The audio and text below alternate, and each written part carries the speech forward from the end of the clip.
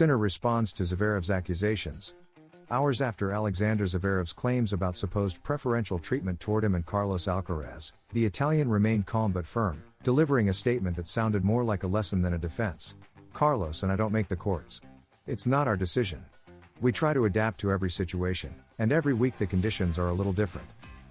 Without drama or reproach, Sinner dismantled the German's theory with striking naturalness, reminding everyone that his success doesn't depend on the speed of the surface but on his ability to adjust and compete.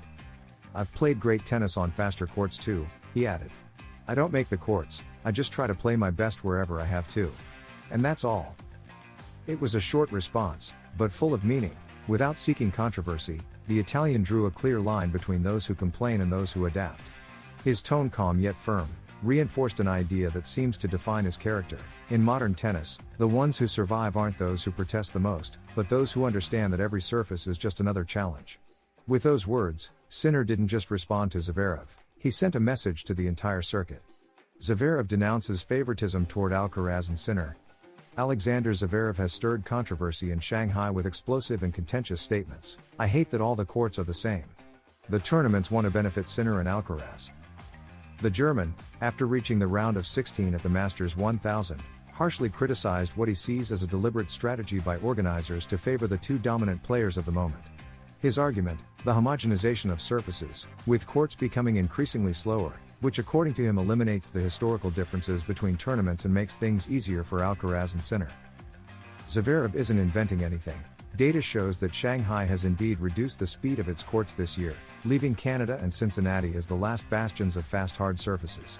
However, what really causes outrage isn't the fact itself but the way the German interprets it as a conspiracy designed to prevent him or other players from challenging his rival's dominance. And there lies the contradiction. While he denounces supposed favoritism, Sinner and Alcaraz have repeatedly proven their ability to shine on any surface: grass, hard, clay, fast or slow courts. In Cincinnati, one of the fastest on the tour, both reached the final. So where does that leave the German's theory? His complaints sound less like sharp criticism and more like the frustration of a world number 3 who can't reach the level of the two clear leaders of the new era. Federer himself touched on this issue weeks ago, suggesting it would be interesting to see how Sinner and Alcaraz adapt to truly fast conditions. But coming from Zverev, after a disappointing year, it smells more like frustration than thoughtful analysis. In the end, his outburst leaves one clear question: is the homogenization of courts a real problem for tennis or just an excuse for those who can't catch up to today's undisputed dominators? The stunning statistic that shows how far ahead Alcaraz and Sinner are from the rest of the world's players. The Spanish and the Italian dominate the scene with a superiority that grows more evident every day, and in 2025 they've shared almost every title in the tournaments they've played. Carlos Alcaraz and Jannik Sinner are by far the best players on the circuit, and the gap separating them from the rest of the elite has continued to widen throughout 2025. This season, Jannik Sinner and Carlos Alcaraz have played in 3 of the 4 Grand Slam finals and split the major titles evenly, 2-2. It's becoming harder to see either of the two leaders lose a match unless they're facing each other. Statistically, the gap is also clear. The world number 3, Alexander Zverev, trails Jannik Sinner, the current world number 2, by almost 5,000 ranking points. The German has 5,980 points, a figure that puts him about 5,000 points ahead of the world number 50, the same distance that separates him from the Italian. In short, after a 2025 season in which Alcaraz and Sinner have consolidated themselves as the two great references of international tennis, we can conclude that the top 2 players in the world are farther ahead of the third than the third is from the 50th, at least statistically. Serious attack from a tennis legend against Alcaraz.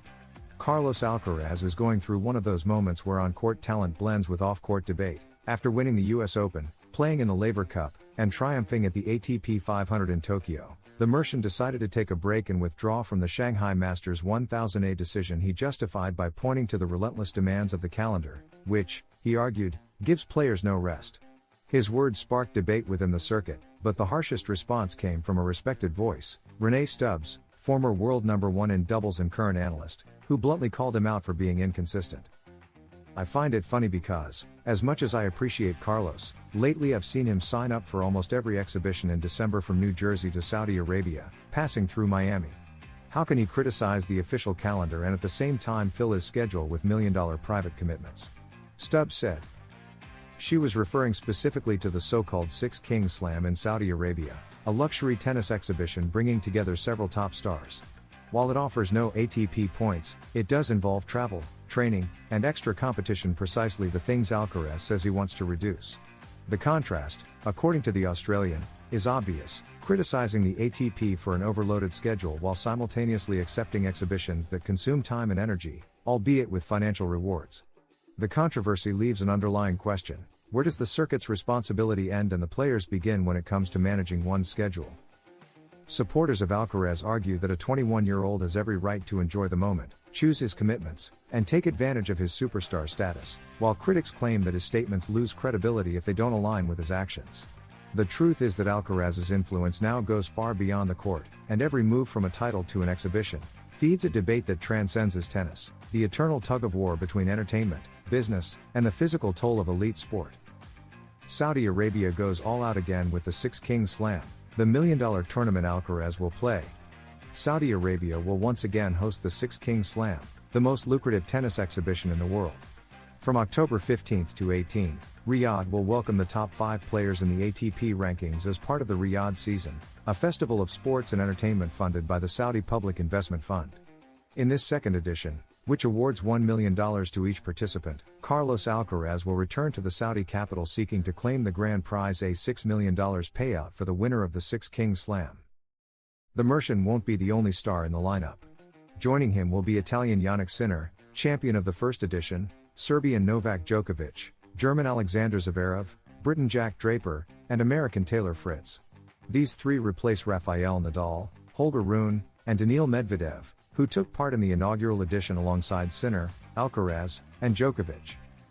Djokovic also criticizes Alcaraz over the calendar. "You have to do more than talk at press conferences.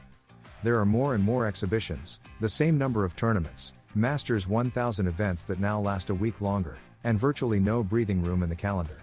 It's the biggest complaint among players, but also a double-edged sword, since more matches mean more prize money." Still, dissenting voices have multiplied in recent years.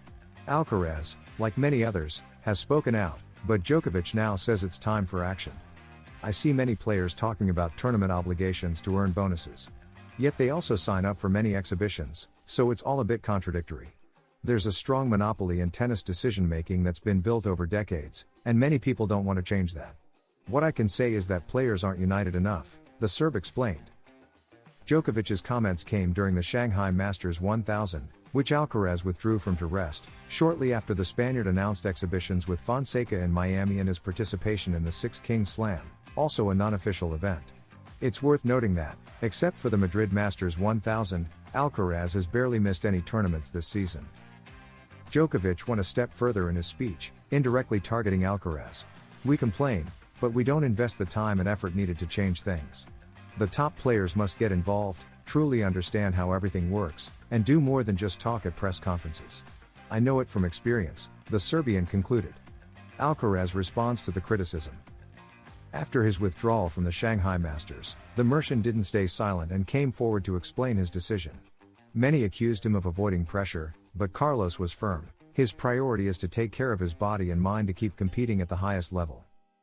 Carlos Alcaraz alarmed fans when he pulled out of the Shanghai Masters, a tournament highly anticipated by many. For some, it was a disappointment, but the young Spaniard insisted it wasn't a decision made lightly. He explained that after a season filled with matches and mandatory events, his body needed rest. He also stated that continuing to push himself could jeopardize his performance in the coming months. Alcaraz went further, emphasizing that pressure is not only physical but also mental. Competing week after week without time to disconnect is, according to him, one of the biggest challenges of professional tennis. He admitted that constantly traveling and playing high-level tournaments leaves little room for mental recovery. Therefore, his decision to take a break wasn't just about fatigue but about preserving his long-term career, something he considers essential at this stage of growth. His remarks quickly resonated with other players. Polish world number 1 Iga Świątek had already expressed frustration with the increasingly packed schedule full of mandatory tournaments that often forced players to choose between health and the rules. Alcaraz said he completely agreed with her and noted that many top players will likely have to make similar decisions. For him, it's not about breaking rules, but about finding balance to avoid injuries or dips in form. In that sense, Alcaraz acknowledged that skipping tournaments may draw criticism but clarified that he does so with his future in mind. The Spaniard said that if he wants to keep fighting for Grand Slam titles and stay among the world's best, he must be strategic with his season planning. Continuing without rest, he warned, would eventually lead to serious physical problems. That's why he chose to step back now to return stronger later. His message was clear: health is non-negotiable. Alcaraz insisted that tennis has changed in recent years, with tournaments becoming longer and more demanding, making it harder to maintain peak form all year. He pointed out that Masters 1000 events no longer last 1 week but almost 2, which means huge physical and mental effort for those who reach the final rounds. With that in mind, he defended prioritizing his well-being over pleasing every tournament. Even so, his words divided opinions. Some experts and fans praised his honesty and courage to speak openly about a topic many avoid, while others accused him of shirking commitments and disrespecting historic tournaments like Shanghai. However, Alcaraz didn't hide. He firmly stated that he'll keep making the decisions he believes are right to prolong his career and stay competitive at the top level.